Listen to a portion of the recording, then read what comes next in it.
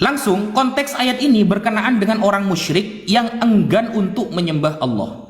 Lalu mengapa Allah mengkhususkan kota Mekah? Dalam hal ini Al-Imam Ar-Razi dalam tafsirnya yang bernama Tafsir Ar-Razi mengatakan, wa inna makhtassaha min baini sairil bilad bi idhafati ismihi ilaiha.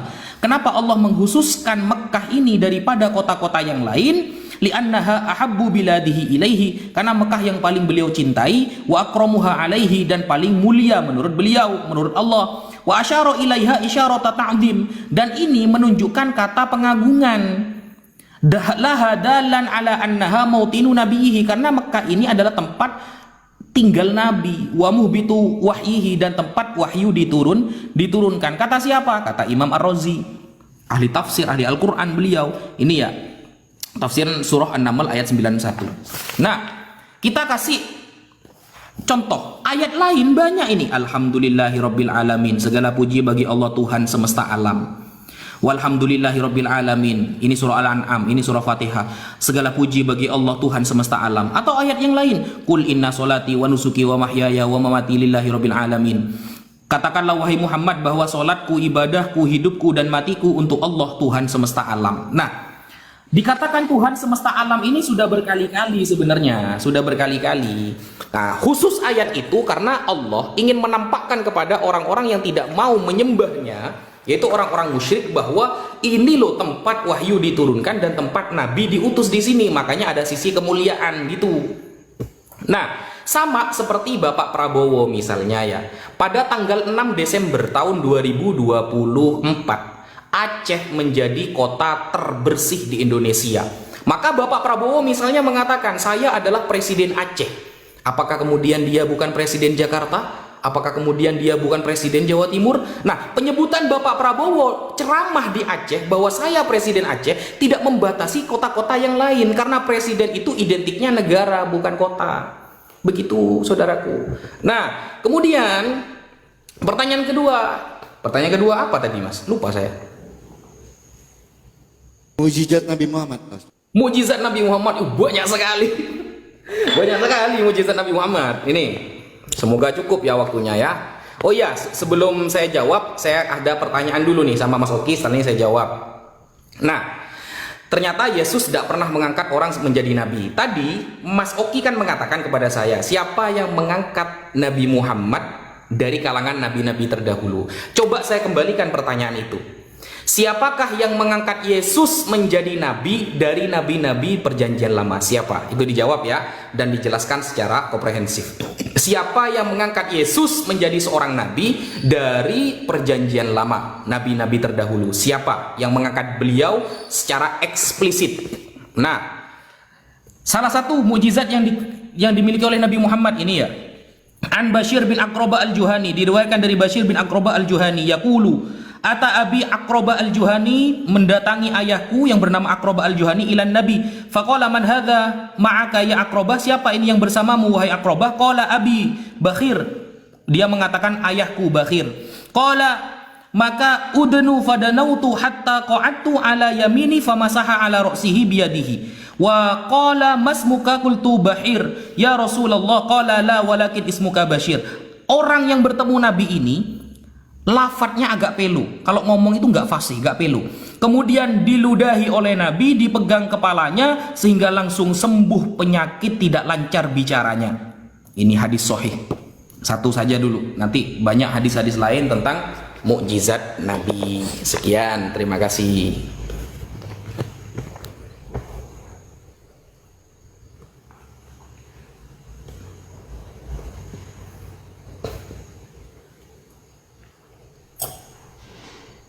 Oke, gelar yang disematkan kepada Tuhan Yesus selain Raja Damai, Tuhan Yesus juga disebut sebagai seorang nabi. Ya, kita bukakan datanya Lukas 17 ayat Lukas 7 ayat yang ke-16. Semua orang itu akan ketakutan dan mereka memuliakan Allah sambil berkata, seorang nabi besar telah muncul di tengah-tengah kita dan Allah telah melawat umatnya. Selamat datang di kebenaran. Ya, Lukas 7 ayat 16 langsung menjawab pertanyaan Pak Ustadz Alif. Jelas dikatakan di dalam Lukas 7 ayat yang ke-16, setelah Yesus membangkitkan anak muda, lain orang-orang menyaksikan peristiwa itu berkata, seorang nabi besar telah muncul di tengah-tengah Kita Lukas 7 ayat 16 datanya Pak Ustadz Alif, Pak Ustadz Wafi. Oke, teman-teman, Pak Ustadz Wafi, yang saya tanya dengan Pak Ustadz Wafi tadi, saya tidak bertanya tentang apa pengertian, apa tafsir masalah menyembah Tuhan negeri Mekah. Saya tidak bertanya itu, Pak. Ketika Bapak tadi membatasi saya untuk menjawab di dalam perjanjian baru, adakah di dalam perjanjian baru Tuhan Yesus mengangkat seorang nabi? Yang saya tanya dengan Pak Ustadz Wafi tadi, ada nggak di dalam Al-Quran Pak Ustadz Wafi nabi-nabi terdahulu sujud menyembah Tuhan negeri Mekah? Itu yang saya tanya dengan Pak Ustadz Wafi tadi. Saya tidak bertanya tentang pengertian menyembah Tuhan negeri Mekah itu seperti apa, tafsirnya enggak. Saya cuma minta datanya secara eksplisit, ada nggak nabi-nabi terdahulu sujud menyembah Tuhan negeri Mekah? Ya, nah terus Pak Ustadz Wafi tadi menunjukkan data masalah mujizat masalah mujizat Nabi Muhammad. Mujizat Nabi Muhammad itu banyak. Kata Pak Ustadz Wafi menunjukkan salah satunya. Oke, kalau Pak Ustadz Wafi menunjukkan itu seperti apa? Tertulis di dalam Quran 10 ayat yang ke-20, surat Yunus ayat yang ke-20. Quran 10 ayat yang ke-20. Sebentar ya. Quran 10 ayat yang ke-20. Mereka berkata, mengapa tidak diturunkan kepadanya dalam kurung Nabi Muhammad suatu bukti atau mujizat dari Tuhannya? Katakanlah, sungguh segala yang gaib itu hanya milik Allah. Maka teguhkanlah siksaan Allah. Sesungguhnya aku pun termasuk orang-orang yang menunggu bersamamu. Lah di sini Nabi Muhammad menunggu mujizat, Pak Ustaz. Di dalam surat Yunus ayat yang ke-20. Quran 10 ayat yang ke-20. Di sini Nabi Muhammad menunggu mujizat. Mereka berkata, mengapa tidak diturunkan kepada Nabi Muhammad suatu bukti atau mujizat dari Tuhannya? Katakanlah, sungguh segala yang gaib itu hanya milik Allah. Maka tunggulah siksaan Allah. Sesungguhnya aku pun termasuk orang-orang menunggu bersamamu. Ya, buat Pak Ustadz Wafi, saya tidak lari ke pertanyaan yang lain. Karena saya cuma mau datanya di dalam Al-Quran. Seperti Pak Ustadz Wafi tadi meminta saya di dalam perjanjian baru, di mana Tuhan Yesus mengangkat seorang nabi. Saya katakan secara jujur, kalau tertulis secara eksplisit tidak ada di dalam perjanjian baru. Ya. Nah, yang saya mau tanya dengan Pak Ustadz Wafi, tunjukkan saya datanya di dalam Al-Quran, nabi-nabi terdahulu itu sujud menyembah Tuhan negeri Mekah, sama seperti yang dikatakan di dalam An-Naml 91. Sesungguhnya Nabi Muhammad hanya diperintahkan untuk menyembah Tuhan negeri ini dalam kurung negeri Mekah. Itu. Nah, itu yang pertama. Dan yang kedua, Pak Ustadz Wafi, di dalam surat Yunus ayat yang ke-20, mereka berkata, mengapa tidak diturunkan kepadanya dalam kurung Nabi Muhammad suatu tanda bukti mujizat dari Tuhannya? Katakanlah, sungguh segala yang gaib itu hanya milik Allah. Tunggulah siksaan Allah, sesungguhnya aku pun termasuk orang-orang yang menunggu bersamamu. Tertulis di dalam surat Yunus ayat yang ke-20. Nabi Muhammad juga termasuk orang-orang yang menunggu. Ketika Pak Ustadz Wafi tadi menunjukkan data mujizat yang dilakukan oleh Nabi Muhammad. Ya, jadi itu pertanyaan saya kepada Pak Ustadz Wafi, dua pertanyaan. Nah, karena Pak Ustadz Wafi tadi bertanya cuma satu pertanyaan kepada saya sudah jawab di dalam Lukas 7 ayat yang ke-16. Ya, terus kalau kita tambahkan teman-teman, misalnya di dalam Lukas 4 ayat yang ke-24 ya, masih ada waktu ya. Lukas 4 ayat yang ke-24. Lukas 4 ayat yang ke-24.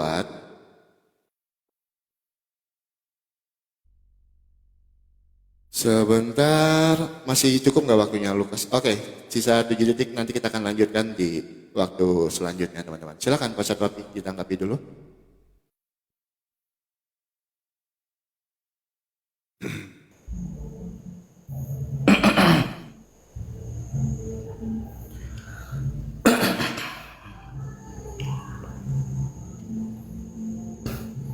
Oke, saya jawab dulu sebelum saya tanggapi yang barusan ya.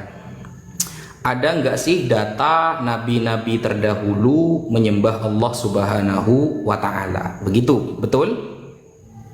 Ya, di dalam Al-Quran ya, mintanya ya. Oke. Sampai Menyembah bisa Tuhan negeri buka. Mekah ya Pak? Iya kan Allah maksudnya, siapa lagi kan? Ya ini ya, bisa sampean buka di sini surah Hud ayat ke-84. Ini. Wa ila Madyana akhahum Syuaiba, dan kepada suku Madyan saudara kalian kami utus Nabi Syuaib. Apa kata beliau? Kata Nabi Syuaib kepada suku itu sebelum Nabi Muhammad, jauh ini. Qala ya qaumi ibudullaha ma lakum min ilahin ghairu. Wahai kaumku, sembahlah Allah, tidak ada perkara yang berhak disembah kecuali Dia. Nah, ngajak nyembah kepada Allah. Nabi Syuaib ini jauh sebelum Nabi Muhammad SAW. Bahkan beliau ini mertuanya Nabi Musa, kan begitu. Kemudian sampean juga buka surah Al-A'raf ayat 65. Wa ila adin akhahum huda, dan kepada kaum Ad kami utus saudara kalian yang bernama Hud. Nabi Hud ini jauh juga sebelum Nabi Muhammad. Qala ya qaumi ibudullaha ma lakum min ilahin ghairu. Wahai kaumku, sembahlah Allah saja, tidak ada perkara yang berhak disembah kecuali Dia. Afala tattaqun, apakah kalian tidak mau bertakwa? Nah, Nabi Hud jauh. Ini Nabi Hud ini di zamannya kaum Ad. Kaum Ad ini adalah kakek dari Amalek, kaum suku Amalek. Kaum Ad ini jauh sebelum Nabi Muhammad sallallahu alaihi wasallam. Nah, itu ya jawaban saya. Kemudian begini Mas Oki. Tadi Mas Oki kan pakai ayat ini ya. Lukas 7 nomor 16. Padahal pertanyaan saya begini Mas Oki. Siapakah nabi-nabi terdahulu yang mengangkat Yesus menjadi seorang nabi? Itu pertanyaannya. Apakah Musa? Apakah Uzair? Ezra? Ataukah Yohanes? Atau bukan Yohanes ya, kalau di dalam perjanjian lama apakah Yesaya? Siapa yang mengangkat Yesus sebagai nabi, siapa? Kalau sampai pakai Lukas 7 nomor 16 yang nggak nyambung Mas Oki, mohon maaf. Karena diksi di sana itu semua orang. Siapa semua orang itu? Adakah dari mereka salah satunya adalah seorang nabi di dalam perjanjian lama? Gitu. Jadi pertanyaan saya itu adalah mengembalikan pertanyaan Mas Oki yang tadi, Mas Oki. Siapakah nabi dalam perjanjian lama yang mengangkat Yesus menjadi seorang nabi? Itu pertanyaannya. Jangan pakai Lukas. Lukas itu sudah perjanjian baru. Yang pertama. Kemudian diksi di dalam Lukas itu semua orang. Siapa nama nabi yang mengangkat Yesus jadi nabi ini? Atau jangan-jangan Yesus bukan seorang nabi juga karena tidak pernah diangkat menjadi seorang nabi. Kan seperti itu nantinya ketika tidak ada ayat yang secara eksplisit pengangkatan Yesus menjadi seorang nabi oleh nabi-nabi yang ada di dalam perjanjian lama. Begitu Mas. Nah, sehingga semua pertanyaan Mas Oki sudah saya jawab pakai Quran loh. Saya pakai Quran, cuma mukjizat karena tadi Anda minta hadis juga. Saya juga sebutkan hadisnya. Nah, masalah tadi pertanyaan Mas Oki yang ada di dalam surah Yunus ayat 20. Wa yaquluna laula unzila alaihi ayatun mir rabbi faqul innamal ghaibu lillahi fantadhiru inni ma'akum minal muntadhirin. Coba cek ya, surah Yunus ayat 20 itu bukan perkataan Allah. Itu adalah sanggahan orang-orang musyrik yang gak beriman kepada Nabi Muhammad. Itu kalau sama-sama seperti ini standarnya, saya akan mengambil pendapat orang Romawi untuk menyalahkan Yesus bisa nantinya. Coba cek tentang surah Yunus yang sampean baca, itu tentang sanggahan orang-orang musyrik di zaman Nabi yang tidak beriman kepada Nabi Muhammad itu. Jadi setelah Nabi Muhammad menampakkan mukjizat, mereka tidak percaya. Mereka ingin mukjizat yang kasat mata, dikasih gak percaya lagi, begitu. Kalau seperti itu standarnya saya bisa membawa perkataan orang-orang Romawi dan musuh-musuh Yesus, menghantam Yesus lalu ditanyakan kepada Anda, kan sama saja nanti. Begitu. Oke. Sebentar ya teman-temannya. Oke. Ya, Pak Ustadz, saya mau tegaskan dulu hal paling mendasarnya. Misalnya, kalau di dalam iman Pak Ustadz Wafi, Nabi itu harus diangkat. Tetapi di dalam iman Kristen, Nabi itu tidak ada yang diangkat, Pak Ustadz. Tetapi ada beberapa ciri-ciri yang saya sampaikan tadi di awal statement saya, Pak Ustadz. Dia menjadi seorang Nabi. Tidak ada di dalam iman Kristen itu, Pak Ustadz. Kalau Nabi itu diangkat, harus dilantik menjadi seorang Nabi. Gitu, coba tunjukkan saya datanya, ada nggak? Di dalam iman Kristen itu, Pak Ustadz nanti tunjukkan kepada saya, Nabi itu harus dilantik dia menjadi seorang Nabi.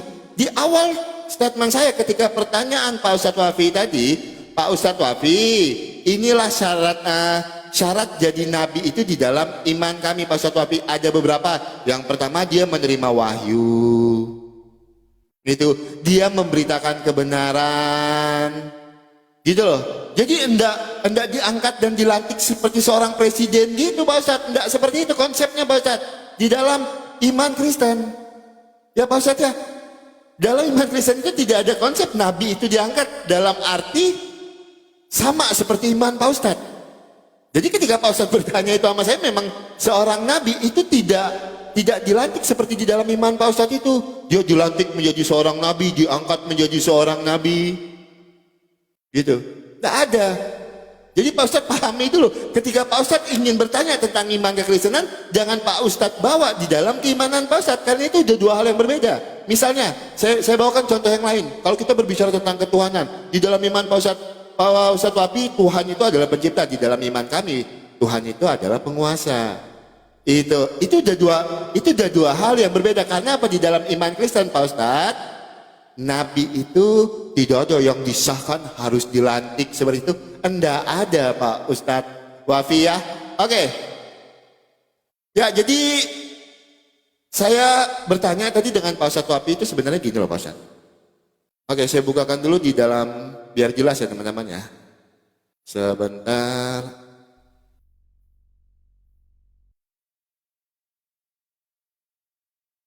Sebentar ya.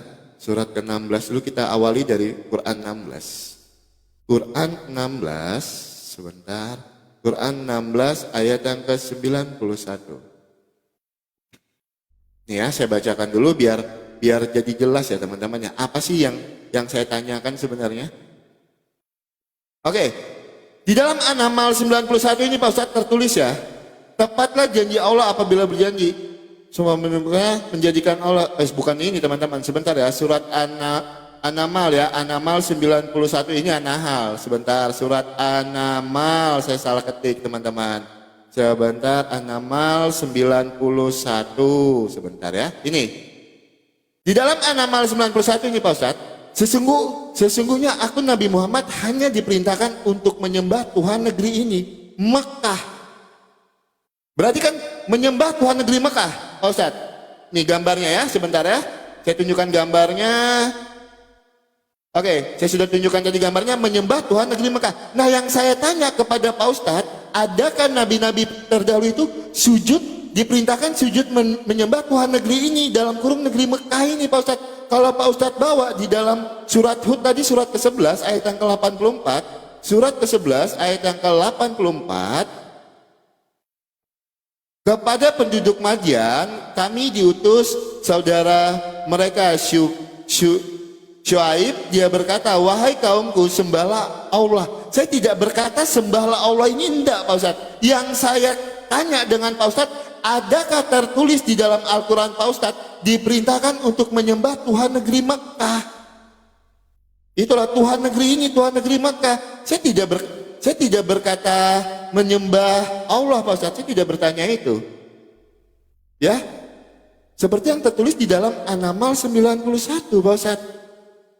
Sesungguhnya Nabi Muhammad hanya diperintahkan untuk menyembah Tuhan negeri Mekah. Ya, silakan nanti Pak Ustadz Wafi tanggapi. Ya, jadi teman-teman, aku mau tanggapi dulu ya, aku mau pertegas dulu apa yang menjadi pertanyaan Pak Ustadz Wafi tadi. Pak Ustadz Wafi, di dalam iman Kristen tidak ada nabi yang dilantik. Tidak ada nabi itu yang harus diangkat seperti yang Pak Ustadz Wafi tanyakan kepada saya. Karena itu berbeda. Kita punya pandangan berbeda untuk hal itu. Silakan Pak Ustadz Wafi.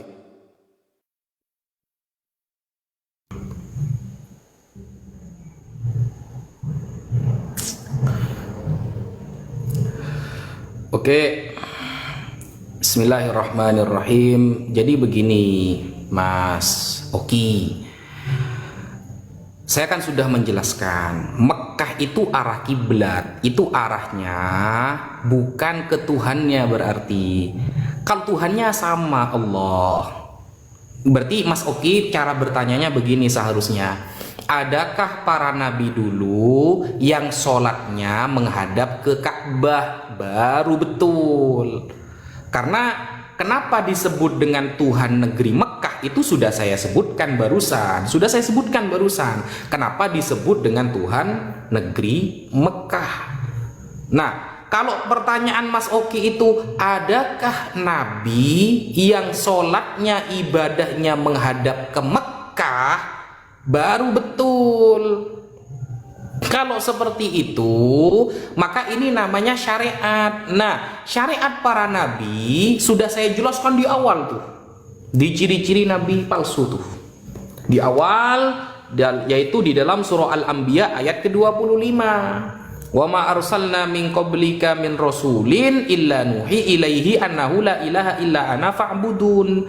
Imam Qatadah menyampaikan bahwa cara bersyariat itu memang berbeda-beda para nabi. Ada yang menghadap Baitul Maqdis, ada yang menghadap Mekah. Gitu. Itu berbeda-beda memang, tapi yang disembah satu oknum. Kenapa Allah menyebutkan Mekah? Sudah saya jelaskan keistimewaannya, dan itu saat itu berdiskusi dengan orang musyrik yang ada di Mekah. Karena buktinya dalam ayat-ayat yang lain Allah menyebutkan Alhamdulillahi Rabbil Alamin, Tuhan semesta alam. Berarti ayat ini khusus gitu loh, khusus melawan orang musyrik yang di Mekah saja. Kalau pertanyaannya adakah nabi terdahulu yang menghadap, nah itu baru betul. Gimana kalau saya tanya balik? Nah, gimana kalau saya tanya balik? Tadi ada puzzle ya. Adakah nabi-nabi di dalam perjanjian baru yang ngajari ke gereja?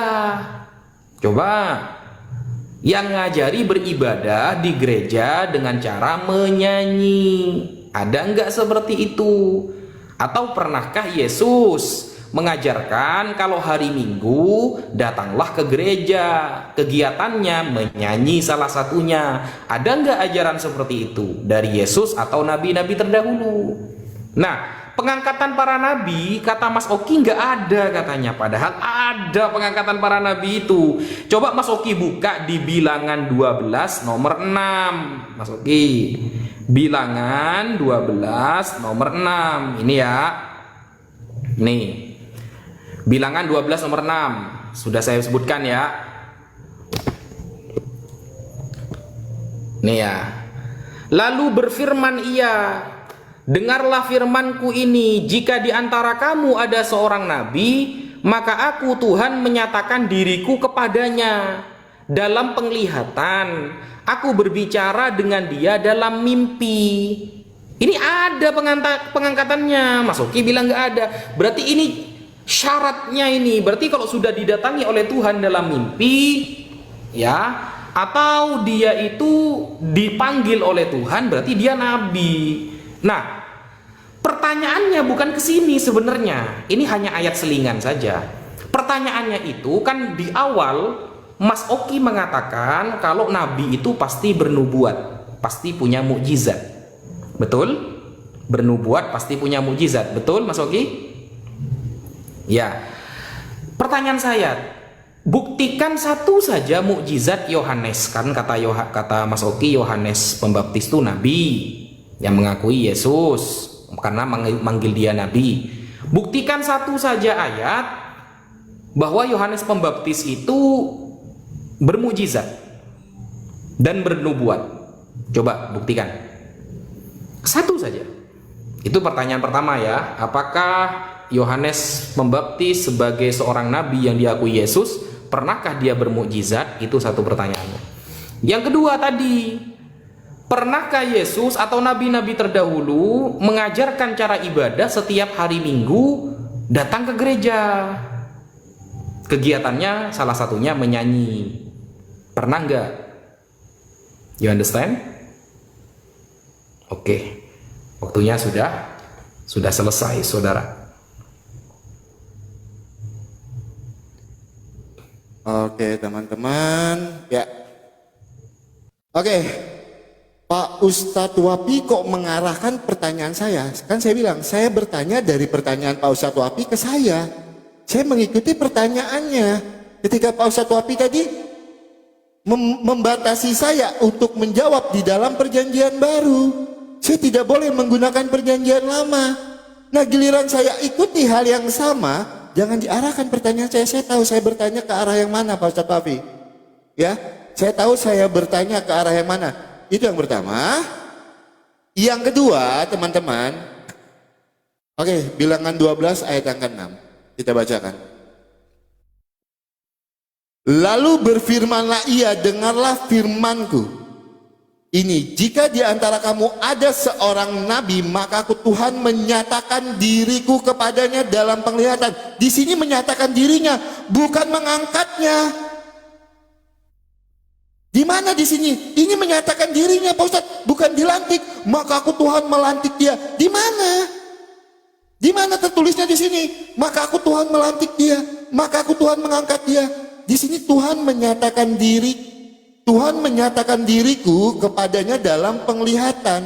Aku berbicara dengan dia dalam mimpi. Di mana di sini Pak Ustadz? Ada diksi. Di mana di sini di bilangan 12 ayat yang ke-6 ini ada diksi di sini mengangkat, melantik. Di mana diksinya? Itu. Nanti silakan Pak Ustadz Wapi tanggapi ya. Itu. Nanti silakan Pak Ustadz Wapi tanggapi. Saya minta tunjukkan saya diksi, di sini ada mengangkat atau melantik. Lalu berfirmanlah ia, dengarlah firmanku. Jika di antara kamu ada seorang nabi, maka aku akan menyatakan diriku kepadanya dalam penglihatan. Makanya di awal tadi Pak Ustadz saya katakan kepada Pak Ustadz Wapi waktu bertanya apa syarat-syarat nabi, saya bawakan di dalam perjanjian lama. Menerima penglihatan, menerima wahyu, mengajarkan kebenaran, itu syarat menjadi nabi. Lah ini betul. Dia menerima penglihatan, Pak Ustadz. Aku berbicara kepada dia dalam mimpi, betul ini. Tapi di sini tidak ada diksi mengangkat. Tidak ada di sini diksi melantik, Pak Ustadz. Ya, nah jadi saya sudah tanggapi. Itu yang pertama. Dan yang kedua, Pak Ustadz tadi bertanya dengan saya, Bang Oki, kalau pertanyaan Bang Oki seperti itu, bisakah saya bertanya, di mana ada nabi-nabi terdahulu itu mengajarkan beribadah ke gereja? Pak Ustadz, gereja di dalam iman Kristen itu bukan bangunan, Pak Ustadz. Bukan gedung itu, enggak. Itu. Bukan seperti itu. Pemahaman gereja di dalam iman Kristen itu, Pak Ustadz, itu dari kata eklesia. Itu bukan berarti gereja bangunan seperti itu, enggak. Itu ya. Jadi Pak Ustadz pahami arti kata gereja.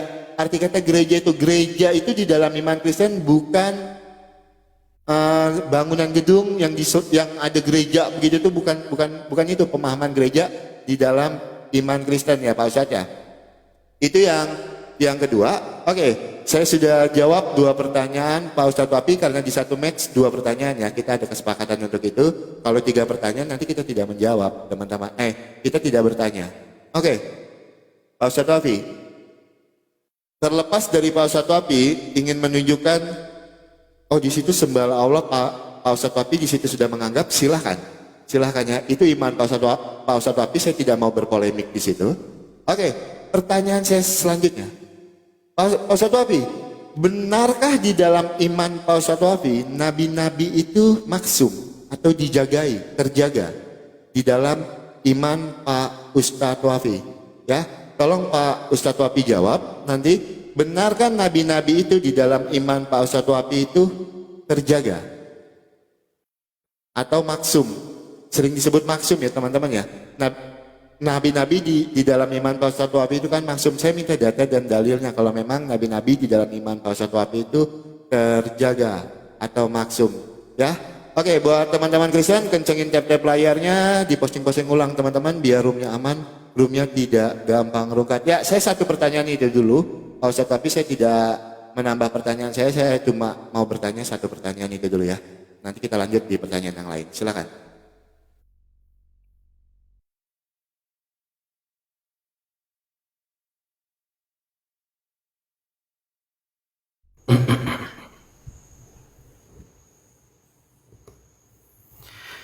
Oke, Bismillahirrahmanirrahim. Saya jawab dulu ya. Apakah para nabi itu maksum? Maka saya katakan iya. Dalilnya sudah saya jawab di awal, surah Al-Fathu ayat kedua, liyaghfira lakallahu ma taqaddama min dzambika wa ma ta'akhkhar wa yutimma ni'matahu 'alaika wa yahdiyaka siratal mustaqima. Semua dosanya diampuni. Maksum itu maksudnya bahwa para nabi diampuni semua dosanya, mereka suci. Dan juga di dalam surah ini ya, karena syaratnya nabi itu harus punya wahyu. Surah An-Najm ayat ketiga dan keempat, wa ma yantiqu 'anil hawa in huwa illa wahyu yuha. Tidaklah yang diucapkan oleh seorang nabi kecuali hanya wahyu semata.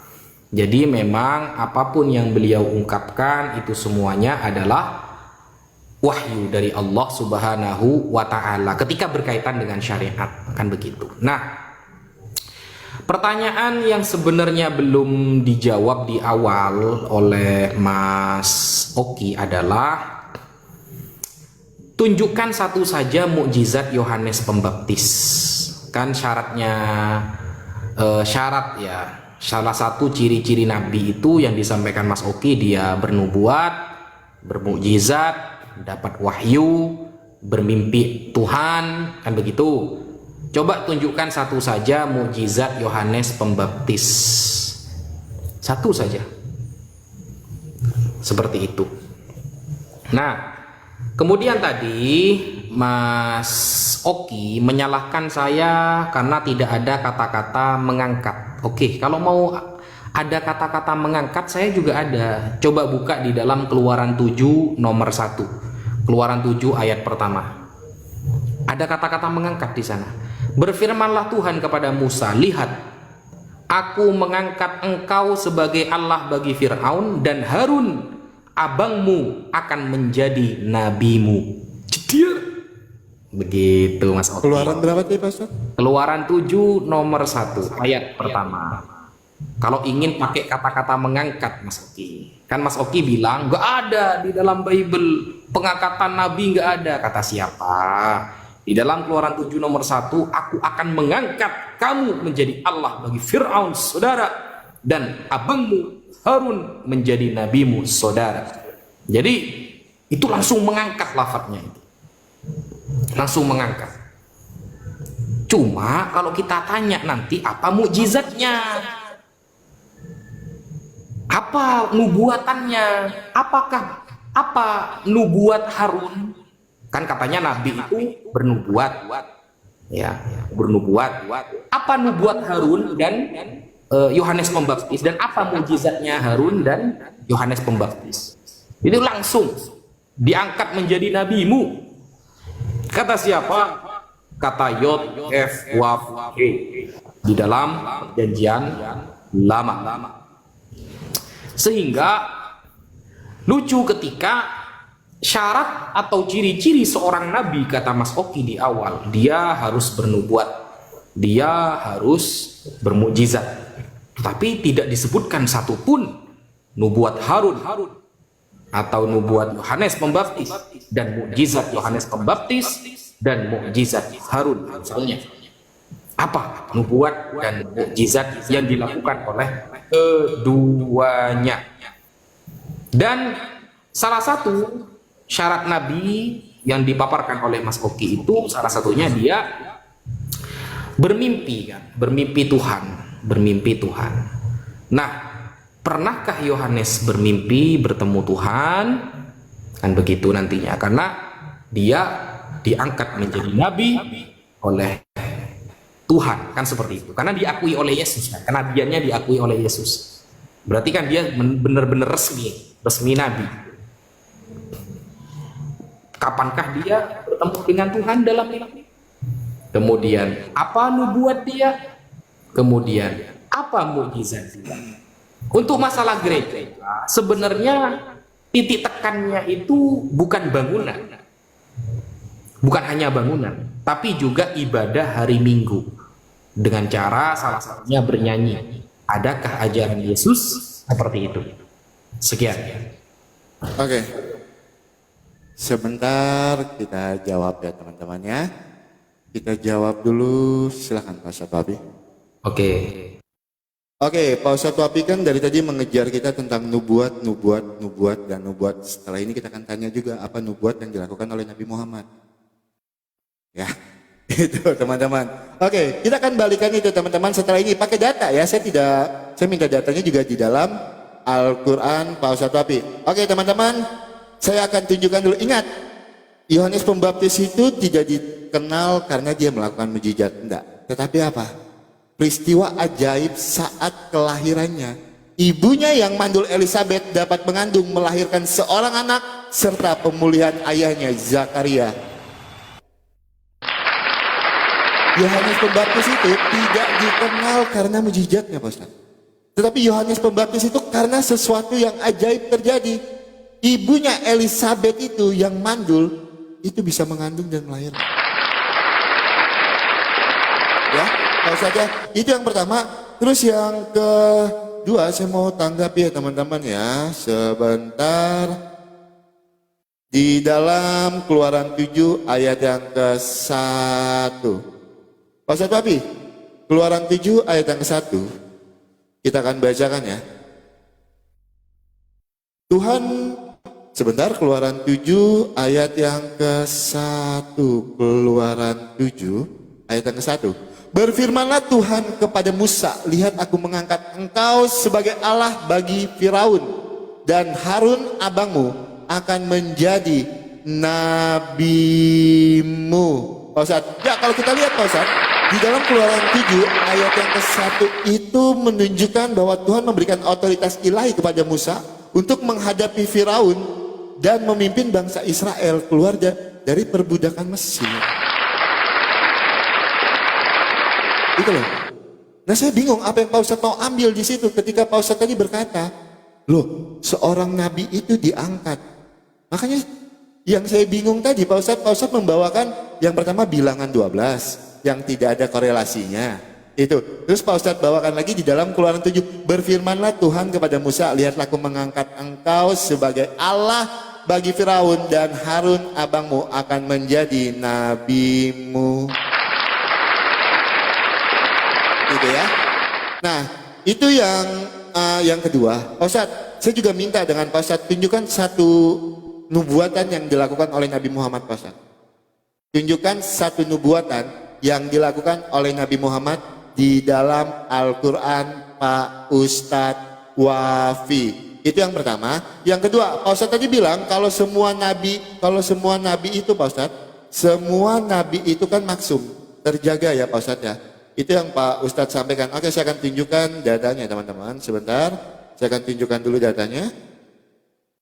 Ya, kita akan mulai dari surat Al-Jin ya. Kita buka dulu surat Al-Jin.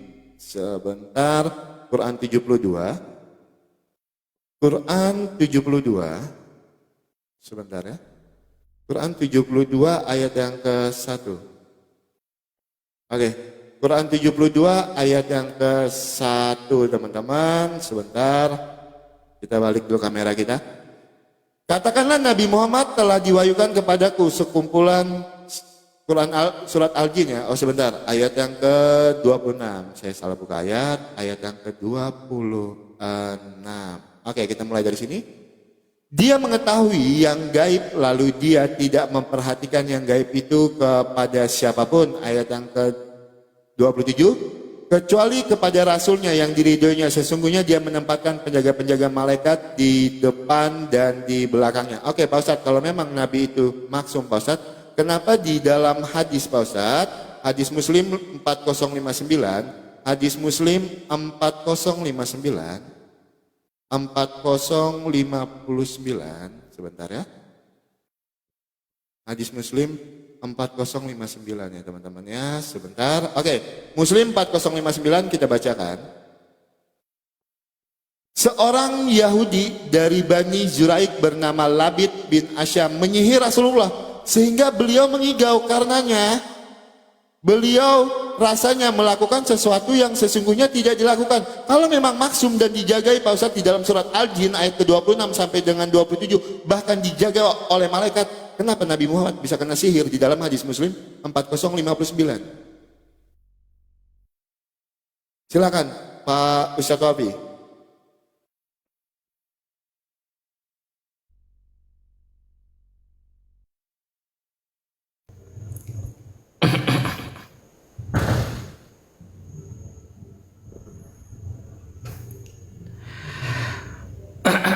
Ini pertanyaan saya mana jawabannya ini? Aduh. Yang saya tanyakan itu apa mukjizat Yohanes, bukan ibunya Yohanes. Kalau ibunya Elizabeth yang mandul lalu bisa melahirkan, itu ibunya bukan Yohanesnya. Pertanyaan saya mukjizat Yohanes. Gitu loh. Apa mukjizat Yohanes itu? Itu loh pertanyaan saya. Jangan dikaitkan sama ibunya.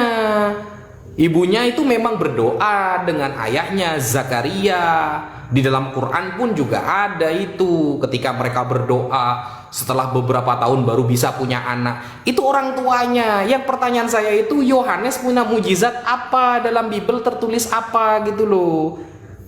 Jangan kemudian pertanyaan saya tidak dijawab secara maksimal, lalu mengembalikan banyak pertanyaan kepada saya, Mas Okinya. Padahal setiap Mas Oki jawab dari tadi saya selalu nampilin data kan. Saya selalu nampilin data dari tadi kan begitu. Maksudnya itu biar dijawab secara maksimal. Pertanyaan saya itu mukjizat Yohanes dan Harun. Gitu loh. Kalau tadi ini kan apa kaitannya mengangkat, ini kaitannya ayat bahwa Allah mengangkat Musa sebagai Allah bagi Fir'aun. Lah, itu kan ada kata dan. Dan kan dalam bahasa Indonesia, dan itu namanya kata sambung. Aku mengangkat kamu menjadi Allah bagi Fir'aun dan abangmu menjadi nabimu. Makanya saya tanya, nubuatan Harun apa? Mukjizat Harun apa? Itu gak ada yang dijawab malah gitu loh. Mukjizat Yohanes apa gitu. Malah balik bertanya ke saya. Kalau balik bertanya ke saya, apapun pertanyaan Mas Oki akan saya tampilkan datanya, saudara. Bahwa kita adalah pelayan yang setia. Semoga nanti Mas Oki bisa dijamah, dipilih oleh Tuhan menjadi pribadi yang baru. Nah, ini misalnya nubuatan. Ini ya, bahwa Nabi Muhammad pernah mengatakan. Tadi Mas Oki mengatakan begini, apakah nubuatan Nabi Muhammad dalam Al-Quran? Itu pertanyaannya kurang tepat Mas Oki, mohon maaf. Kenapa kurang tepat? Bedakan Bible dengan Al-Quran Mas Oki. Kalau Al-Quran itu 30 juz isinya firman Allah. Kalau Bible kan isinya orang-orang itu. Tulisan Yohanes, pemikiran Lukas, pemikiran Markus, pemikiran Paulus. Maka isinya ya cerita-cerita. Kalau Al-Quran itu firman Allah. Jadi kalau ingin tahu perkataan Nabi Muhammad ya hadis berarti bukan Quran. Misal Nabi Muhammad mengatakan la taqumus sa'ah hatta yakthural mal wa yafid hatta yakhruj ar-rajul bi zakati malihi fala yajidu ahadan yakbaluha minhu wa hatta ta'udu ardul arab muruja wa anhara. Di sini Nabi Muhammad mengatakan bahwa nanti tanah Arab ya akan menjadi tanah yang hijau, yang subur, yang dulunya 1400 tahun yang lalu itu adalah padang pasir. Apakah sekarang terjadi? Terjadi sekarang. Banyak nubuatannya itu. Coba fokus dulu pertanyaan saya, fokus dulu. Apa mukjizat Yohanes? Gitu loh. Jangan ibunya. Kalau ibunya mandul lalu bisa, itu kan ibunya itu memang ibunya doa kepada Tuhan. Gitu loh. Yohanes membuat mujizat apa dia selama hidup? Dan tertulis itu bahwa itu memang mujizat gitu loh. Itu mujizat. Lalu Harun, apa mujizat Harun? Gitu. Kemudian apa nubuatan Harun? Kan enak kalau dijawab pakai data nanti. Kemudian hadis Sahih Muslim barusan, katanya Nabi maksum, kok terkena sihir? Saya kan sudah bilang dari awal, maksum itu terjaga dari dosa, bukan terjaga dari penyakit, dari sihir. Enggak ada kaitannya Mas Oki. Maksum itu terjaga dari dosa. Makanya ayat yang saya bawa di awal surah Al-Fathu ayat kedua, liyaghfira lakallahu ma taqaddama min dzambik dosa. Bukan kaitannya, tidak ada kaitannya sama sihir, kaitannya sama penyakit, gak ada. Terjaganya dari dosa, bukan sihir pembahasannya. Maksum itu beda. Kemudian tadi juga gak dijawab kan, pernahkah Yesus ngajari hari Minggu beribadah dengan bernyanyi? Kan gak ada. Sebentar Pak Ustaz ya. Itu Oke, silakan. sudah jam 11:30 ya. Oke. Berarti siapa yang duluan tadi? Pak Ustaz Wafi. Ya. Berarti saya ambil waktu saya 10 menit ya. Oke, Pak Ustaz Wafi, di awal narasi saya, makanya kalau saya bernarasi di awal tuh di garis bawah ya Pak Ustaz Wafi ya. Di awal saya tadi, apa sih syarat-syarat Nabi itu, ciri-ciri Nabi itu di dalam iman Kristen? Pak Ustaz Wafi, dia bernubuat salah satunya. Terus juga memberitakan tentang kebenaran salah satunya. Pak Ustaz Wafi, terus juga tidak menyuruh menyembah Allah yang lain, memberitakan tentang Allah. Itu Pak Ustaz Wafi, itu ciri-ciri menerima penglihatan. Itu salah satu ciri-ciri Nabi di dalam iman Kristen itu Pak Ustaz Wafi. Tapi Pak Ustaz Wafi selalu bertanya mujizat dan mujizat teman-teman. Ayolah, itu kan yang ditanya masalah mujizat ke Harun, gak apa-apa, kita akan jawab ya. Kita akan jawab, yuk kita tunjukkan datanya teman-teman, gak apa-apa. Kita ikutin teman-teman narasinya. Bilangan 16 ayat yang ke-47. Maka Harun mengambil perbabaran itu seperti yang dikatakan Musa, dan berlarilah ia ke tengah-tengah jemaah itu, dan tampaklah tulah telah mulai di antara bangsa itu. Lalu dibubuhnyalah ukupan dan diadakannya perdamaian bagi bangsa itu. Ya, itu saya sudah tunjukkan datanya Pak Ustadz Wafi. Terus juga saya sampaikan, padahal saya sudah jawab tadi, masalah Yohanes Pembaptis. Yohanes Pembaptis tidak dikenal karena mujizatnya. Kan saya sudah jawab begitu tadi dengan Pak Ustadz Wafi. Pak Ustadz Wafi bertanya lagi dengan saya, padahal jelas-jelas saya sudah jawab. Yohanes Pembaptis itu tidak dikenal karena mujizatnya Pak Ustadz Wafi. Ya, tetapi apa? Yang pertama, saya katakan kepada Pak Ustadz Wafi tadi, ingat Pak Ustadz Wafi, ibunya Elizabeth itu adalah seorang yang mandul. Itu, makanya saya tegaskan, Yohanes Pembaptis tidak dikenal karena mujizatnya Pak Ustadz Wafi. Ya, saya sudah jawab semua pertanyaan Pak Ustadz Wafi. Dari tadi itu saya jawab. Dari tadi itu saya sudah jawab. Terus Pak Ustadz Wafi lagi bertanya ya teman-teman ya. Sebenarnya saya bisa tunjukkan datanya. Di mana Tuhan Yesus mengajarkan beribadah pada hari Minggu. Di dalam iman Kristen, kami punya Tuhan itu yang omnipresent Pak Ustadz Wafi. Kami beribadah tidak dibatasi oleh waktu-waktu tertentu, oleh jam-jam tertentu. Karena apa? Kami punya Tuhan itu yang omnipresent. Di mana ada 2-3 orang berkumpul menyebut namaku, maka aku hadir di tengah-tengah mereka. Ya? Kami orang Kristen itu, Pak Ustadz Wafi, tidak diatur oleh jam-jam tertentu dan waktu-waktu tertentu, hari-hari tertentu. Enggak. Di mana ada 2-3 orang berkumpul menyebut namaku, maka aku hadir di tengah-tengah mereka. Gitu ya. Itu saya sudah jawab sama Pak Ustadz Wafi. Itu tidak mengarah ke sihir. Kan di situ dijagai Pak Ustadz Wafi. Bahkan di depan dan di belakang. Nabi Muhammad itu kan dijagai. Itu. Nabi Muhammad itu dijagai. Kenapa bisa kena sihir? Silakan. Nanti Pak Ustadz Wafi tanggapi. Terus juga masalah menyembah Tuhan negeri Mekah, Pak Ustadz Wafi juga tidak menunjukkan data yang Pak Ustadz Wafi tunjukkan, menyembah Allah. Yang saya tanya, di mana nabi-nabi terdahulu sujud menyembah Tuhan negeri Makkah, tertulisnya di mana? Itu ya, Pak Ustadz Wapi ya, itu. Nah, Pak Ustadz Wapi tadi katakan kepada saya menyembah Allah. Yang saya tanya, sujud menyembah Tuhan negeri Makkah, Pak Ustadz Wapi, bukan menyembah Allah. Itu yang saya tanya, sesuai An-Naml ayat yang ke-91. Pak Ustadz Wapi juga tidak menanggapi. Pak Ustadz Wapi bilang saya bertanya. Saya tidak berpolemik di pertanyaan. Ya, Pak Ustadz Wapi sudah beberapa pertanyaan berganti-ganti. Saya jawab. Itu ya. Oke. Sekarang dua pertanyaan saya Pak Ustadz Wapi dengan Pak Ustadz Wapi. Pak Ustadz Wapi, tunjukkan saja secara eksplisit di dalam Al-Quran di mana tertulis nabi-nabi terdahulu itu sujud menyembah Tuhan negeri Makkah. Karena tertulis di dalam An-Naml 91. Sesungguhnya Nabi Muhammad hanya diperintahkan menyembah Tuhan negeri Makkah. Nah, di mana nabi-nabi lain sujud menyembah Tuhan negeri Makkah? Itu pertanyaan saya. Ya, silakan nanti Pak Ustadz Wapi tanggapi. Oke, teman-teman, kita mulai lagi ya. Waktu. Ini berarti waktu saya 5 menit ya Pak Ustadz ya. Saya closing statement ya. Nanti silakan Pak Ustadz Wapi tanggapi.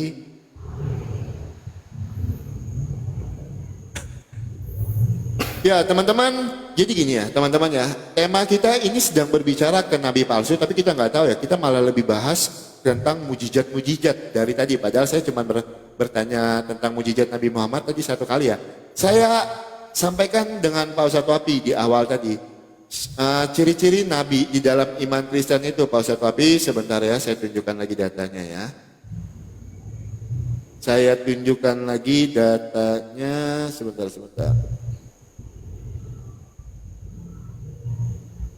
Sebentar ya.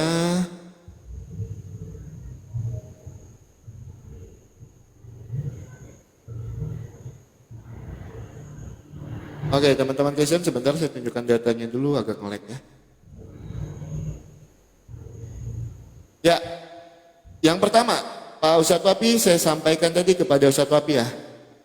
Nabi itu di dalam iman Kristen itu yang pertama dia menerima penglihatan.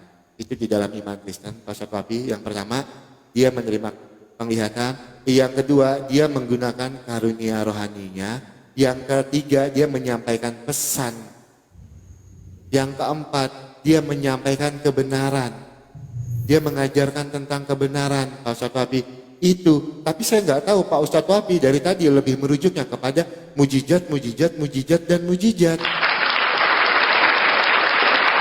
Ya. Sedangkan jelas sekali ya Pak Ustadz Wapi ya, saya jawab dengan kepada Pak Ustadz Wapi tadi, Yohanes Pembaptis itu tidak dikenal karena mujizatnya. Masalah Harun saya sudah jawab di dalam bilangan tadi dengan Pak Ustadz Wapi. Nah, saya juga minta pertanggungjawaban Pak Ustadz Wapi. Saya dari awal tadi juga pertanyaan saya tidak kemana-mana sebenarnya. Tunjukkan saya datanya di mana nabi-nabi terdahulu tertulis sama seperti An-Naml 91. Sesungguhnya Nabi Muhammad hanya diperintahkan menyembah Tuhan negeri ini dalam kurung Mekah. Nah, di mana tertulis nabi-nabi terdahulu menyembah Tuhan negeri Mekah? Kalau Pak Ustadz Wapi tadi menjawab kalau nggak salah itu syariat. Ada yang ke Baitul Maqdis, loh berarti beda-beda dong Pak Ustadz Wapi. Berarti tidak satu dong kalau Pak Ustadz Wapi bilang itu syariat. Ya, oke, teman-teman, karena ini waktu closing statement kita, jadi saya mau tegaskan ya. Saya kembali ke dalam ayat yang pertama saya bawakan, karena kita tuh lagi bicara tema ciri-ciri nabi palsu ya teman-teman ya. Ciri-ciri nabi palsu di dalam 2 Petrus 2, sebentar. 2 Petrus 2 ayat yang pertama. Jadi kalau di dalam Alkitab jelas, Pak Ustadz Wapi juga tadi kan tidak menunjukkan secara eksplisit ciri-ciri nabi palsu sama seperti yang tertulis di dalam Alkitab kami. Nabi-nabi dan guru yang palsu. Di sini tertulis letter leg. Nabi-nabi dan guru palsu. Sebagaimana nabi-nabi palsu dahulu tampil di tengah umat Allah, demikian pula di antara kamu akan ada guru-guru palsu. Mereka akan memasukkan pengajaran-pengajaran sesat yang membinasakan. Bahkan mereka akan menyangkal penguasa yang telah menebus mereka. Orang-orang yang menyangkal kematian Tuhan Yesus mati di kayu salib itu adalah guru-guru dan nabi palsu.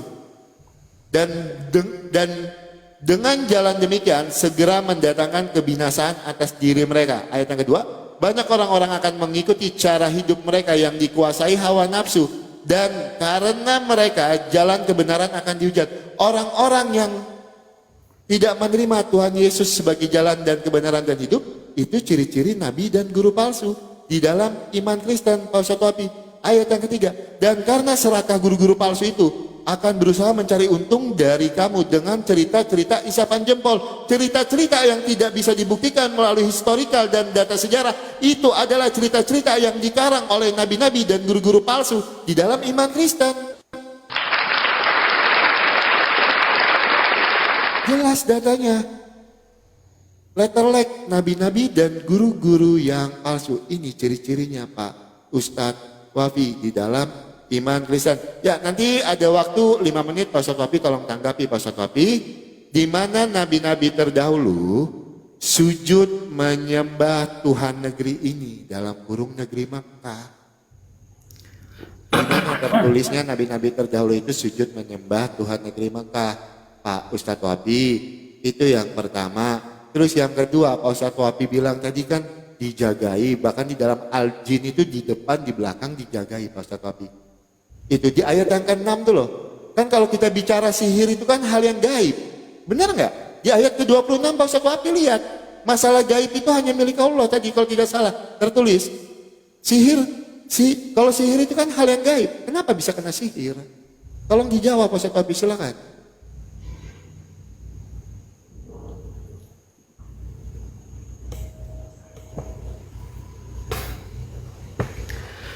Oke, bismillahirrahmanirrahim. Padahal di awal saya ingat banget, makanya saya catatkan. Nabi harus bermukjizat, Nabi harus bernubuat. Salah satunya kan begitu ucapannya. Makanya kan di awal Mas Oki bertanya mukjizat Nabi Muhammad ke saya. Itu awalnya Mas Oki menganggap Nabi itu harus bermukjizat, harus bernubuat. Lalu Mas Oki bertanya ke saya, apa mukjizat Nabi Muhammad? Ya banyak banget. Nah, kemudian Mas Oki berpindah nih. Ketika saya bertanya apa mukjizat Yohanes Pembaptis, jawabannya dia tidak terkenal dengan mukjizatnya. Tapi ya gak apa-apa lah, kita jawab ya. Yang pertama masalah kiblat, Mas Oki. Masalah kiblat. Kenapa kok kiblatnya ada di Baitul Maqdis kemudian pindah ke Mekah kok beda-beda? Nah, saya semakin beriman kepada Al-Quran Mas Oki pada malam hari ini. Kenapa? Karena apa yang ditanyakan Mas Oki telah tertera oleh Al-Quran 1400 tahun yang lalu. Kita buktikan Mas Oki ya. Nih, surah Al-Baqarah ayat 142. Sayaqulu sufaha. Orang-orang bodoh itu minan nasi, dari kalangan manusia, orang kafir yang gak beriman sama Nabi. Mereka akan mengatakan, ma wallahum an qiblatihimul lati kanu 'alaiha. Gimana Muhammad ini? Kemarin kiblatnya ada di Baitul Maqdis. Sekarang kok pindah ke Mekah? Ini yang mengatakan orang-orang yang gak beriman kepada Nabi Muhammad, as-sufaha. Orang-orang gak berakal. Maka apa jawaban Allah? Dijawab nih. Pertanyaannya langsung dijawab sama Allah nih. Qul, katakan wahai Muhammad kepada mereka, lillahil masyriqu wal maghrib. Timur dan barat itu milik Allah, terserah Allah kiblatnya yang mana. Yahdi may yasha ila siratim mustaqim. Allah akan memberikan hidayah kepada orang yang Ia kehendaki menuju jalan yang lurus. Satu, ya. Ternyata pertanyaan Mas Oki persis seperti ini. Nabi Ibrahim sekarang. Ya, Nabi Ibrahim.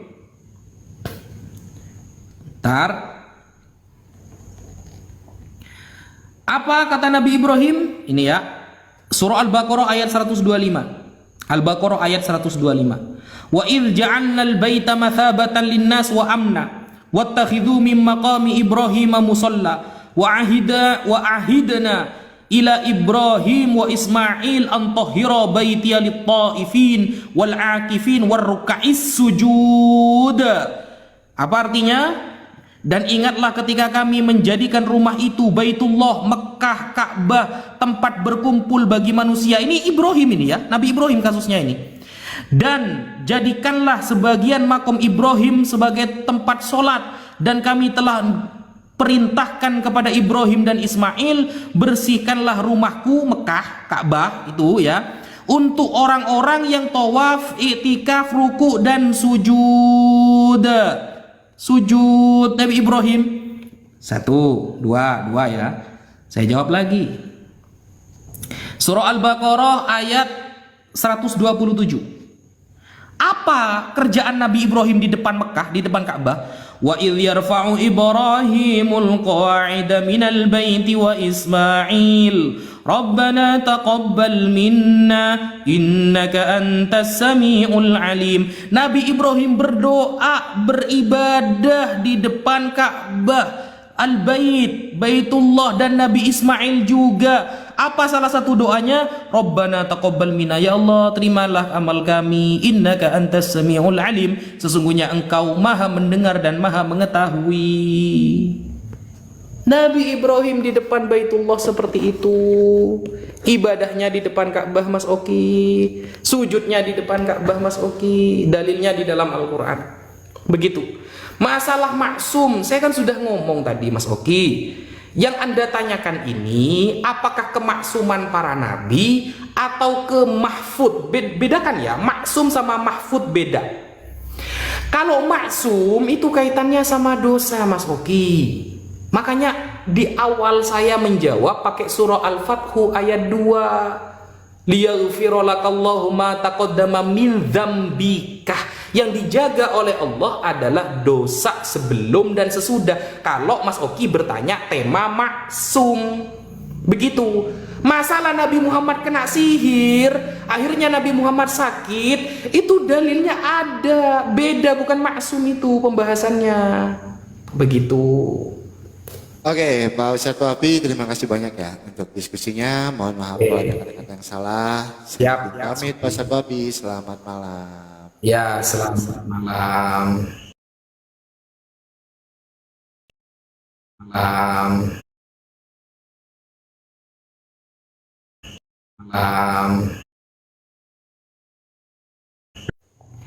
Alhamdulillah,